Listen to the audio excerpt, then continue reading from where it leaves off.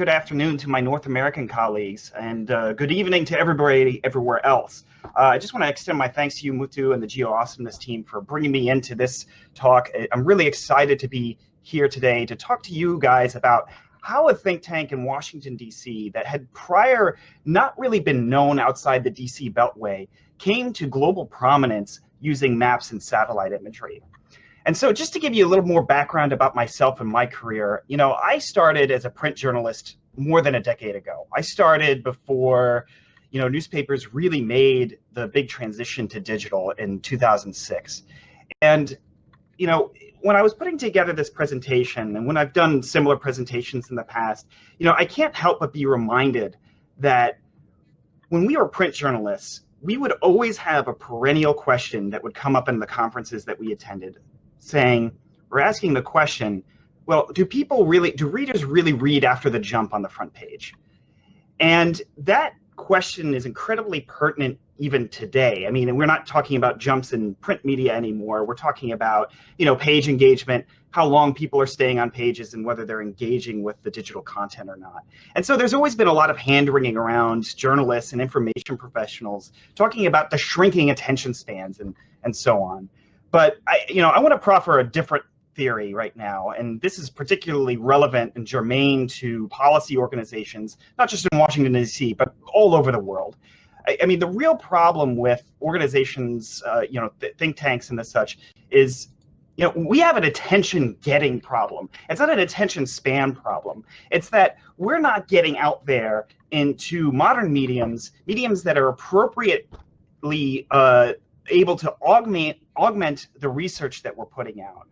And so we need to do a better job of this. And one of the ways that CSIS and my team have been able to overcome this obstacle is through maps and satellite imagery. And I want to take you guys back about 5 years ago to 2015. I know right now it feels like it's been ages ago, much less 2019 if I was talking about last year. But in 2015, we had an interesting opportunity. Our researchers in our Asian maritime programs were starting to ask questions about the South China Sea, what the Chinese Navy was doing in terms of its artificial island building there in the South China Sea. Basically, they were taking dredgers out into the middle of the ocean, going out to these rocks and reefs and digging up tons of sand and then building military installations on top of it. The problem with this was the military knew all about this. It just wasn't publicly really known. And so this photo that I'm about to show you guys is very quintessentially DC. This is Admiral Harry Harris. He was the commander of PACOM during the Obama administration. And what he's pointing to right now, he's in front of the Senate Armed Services Committee in the US Congress. And he's pointing to a satellite image that we provisioned from Maxar Technologies, then Digital Globe, of a place known as Fiery Cross Reef. And the great irony behind this image is that, of course, Admiral Harris had access to this imagery from government satellites for years. And they knew that this Chinese activity was going on, but the public really didn't. And so we knew where these islands were being built. We had the latitude and longitude, we had all the coordinates, we knew what was going on. We just didn't have a good, strong image to accompany it. And so really the longstanding joke in Washington, D.C. especially, is that think tanks produce 200-pound or 200-page paperweights that languish on Congress people's desks. And they don't create content that is compelling to people who are non-experts. And so what you're looking at here is a really interesting image of Fiery Cross Reef that's been marked up by our analysts and researchers. But of course, he could not have shown the classified imagery from the government. So he got around that by using the same imagery that we got from Maxar. So this was really a watershed moment for us. This really, showed our researchers the real meaning of a picture is worth 1,000 words. And so this was a good, strong cultural shift. People started understanding the value of visual communications.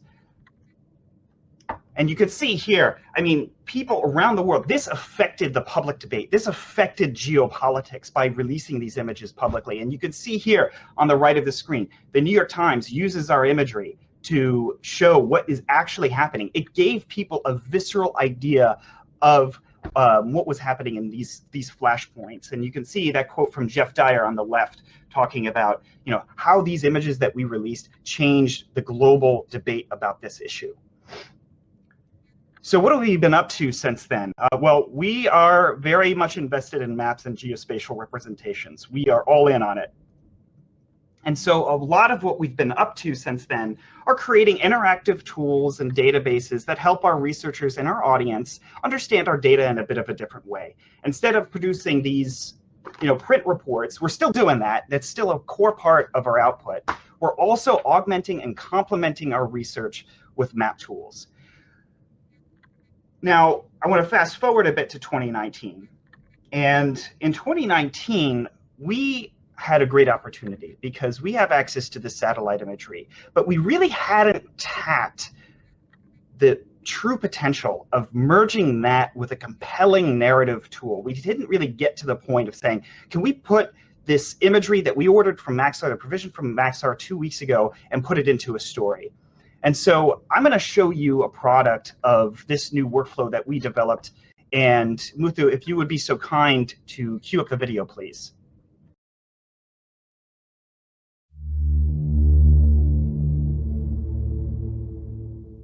The Pyeongsan uranium concentrate plant is located about 45 kilometers from the DMZ in North Korea. It produces uranium concentrate, or yellow cake, which is the feedstock to fuel North Korea's nuclear reactors, from which they reprocess fissile material, both plutonium and uranium-based, for their nuclear weapons programs. Our imagery shows that the Pyeongsan facility is quite active, and it appears to be growing in terms of its capacity as well. At the main plant, some of the most notable activity has been the raising and construction of new facilities, the deterioration and replacement of roofs throughout the facility. Among the most notable activities seen are the expansion of tailings piles. Tailings piles are the rock that's left over after you actually extract the ore that contains the uranium in it. These are an indication of mining activity and show that mining activity has continued throughout the life of the plant. Within the tailings pile, we see a number of very interesting activities. We see, obviously, the increasing amount of precipitated solid waste that's being dumped into the pond. We also see a rising level of water within the pond. Our analysis clearly indicates that the facility became operational in approximately 1990 and has continued to be in operation until present. It's hard to determine, based on the activity at this facility, how many nuclear weapons North Korea has. What we do know from looking at this facility is that its activity tells us that nuclear fuel continues to be produced for these reactors, which only means that they have the capacity to expand their nuclear bombs rather than give them up. Our satellite imagery of this facility shows how the diplomacy that took place in Singapore and Hanoi really was just a semblance of agreements when the actual activities by North Korea continued. So this plant has been in existence for a long time, but it has become more important in the context of policy because the Trump administration has been focused on getting North Korea to give up all of their nuclear weapons. But they cannot really give up all of their weapons without giving up the fuel for the reactors. And so any deal, whether it was at Singapore or Hanoi, must include this particular facility.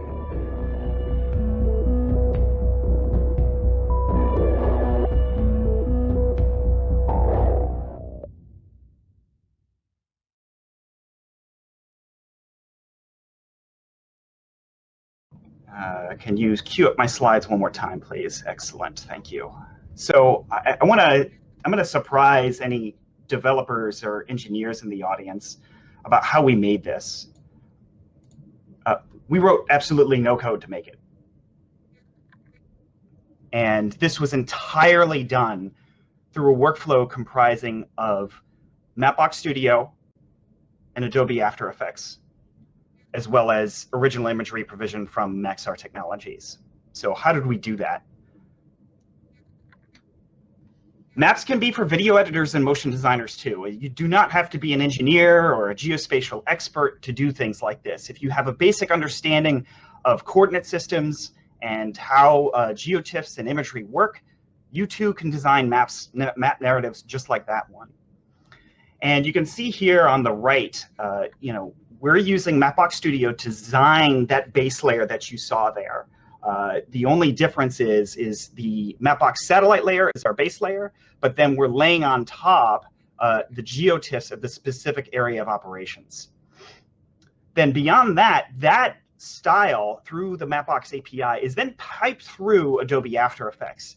And then we use an assortment of different extensions, third-party extensions with After Effects, primarily geolayers, to be able to animate and manipulate the zoom, the lat, the long, the bearing, and the pitch all together to create this animated narrative. Now, some of you might be familiar with what Google Earth is doing right now. They do have a new tool out called Google Earth Studio, which is also a video maker that lets you use all the base layer imagery on Google Maps. It's nice. I haven't personally used it yet. It is free to use. You just have to sign up for it. My only gripe is that it does not give me the same granular design control that my workflow with GeoLayers, After Effects, and Mapbox does. So I really want to hone in on this point, because if anybody here is in the research space, you'll know that when we talk about research reports or projects, there is an overwhelming tendency for researchers to think in terms of repositories. Let's just cram as much information into an interactive or a map so that the users can have unlimited arrays of options. I don't particularly believe in that philosophy. And so what I emphasize with the clients that I work with is that what you want to focus on is creating stories, not repositories. And here's just a rundown of like some benefits of Maps' videos. I mean, again, they tell a damn story. You saw exactly. I scripted that out. I conducted the interviews with our experts. And, I'm leading the viewer through this. So it's impossible to misunderstand. And they can easily comprehend what the issue is at stake here. It's not think tanky. It doesn't have this huge dashboard with all these unlimited options. There's no question about what we want to, what we would want a viewer to take away from this. And additionally, which I already alluded to, which is you don't need developers. You don't need to hire a development firm to build something like this. If you are a designer and you have some familiarity with After Effects, or you have somebody on staff who can do that, you too can be able to use these tools and manipulate them. And the third point, this is particularly relevant to presenting maps and more interactive, high-level digital products in DC. If you've ever tried to show Mapbox GL, for instance, or a Mapbox GL app on a federal network, good luck, because a lot of that stuff is blocked. I will tell you that when we first built our Asia Maritime microsite 5 years ago, we were asked to present it in the executive branch next door to the White House, the old executive office building. And I did all my due diligence for security, got two-factor authentication, made sure all the passwords were secure, and so on and so forth. So I was very nervous when I talked to the logistics person, because I thought I had not done enough due diligence about security for the website. But the only question that the logistics person asked at the executive building was, could I put the website on a CD-ROM? Well, the good news is that you can put a video on a CD-ROM. So it skirts the need to worry about graceful degradation and having the worry of being able to show your product on federal or corporate networks with high levels of security. So what have we been up to? We've been doing this since 2019. We've produced more than 15 episodes now. We've had millions of views. But in addition to that, beyond what we did in 2015 with the South China Sea, these series of videos have also gone out and influenced global policy. Last year, we predicted what would happen before it even happened, the Iranian strike on Saudi's oil infrastructure. And as you just saw, we are really pointing out the drawbacks and the oversights of the Trump administration's negotiations with North Korea. And of course, on top of all that, people are watching it. We keep them short. We keep them short to about 2 minutes to a little over 3 minutes. And when we check the analytics, 80% of this is being watched, which is good for YouTube standards. And of course, here's a nice little benefit. When we first started talking about the North Korean negotiations, the president himself started tweeting about our research on this that was picked up in the New York Times, and he directly responded to it. So we are getting out there. These maps are influencing, they are engaging. So what's next? What are we looking forward to in 2020 and beyond? You know, we want to start experimenting with more visualization options, looking at underwater visualizations, hopefully including more 3D. What you saw on that one was 3D data provided from MapZen showing mountains, but we really want to start including urban centers and human-made structures and being able to extrude that visually. But last but not least, I'm sure the developers and engineers are like, oh, this guy doesn't know what he's talking about. He's crazy. He just wants to make them all, you know, design-based. But I think developers have a huge role to play in this kind of workflow. There are a lot of repetitive tasks involved with creating these things, and developers, if you know After Effects, it runs underneath it, you know, the JavaScript library called expressions, and a lot of these tasks, these design tasks, can be operationalized. So that is my talk. Map videos are awesome. I love making them, and I'm happy to take any questions that the audience might have. Thank you very much.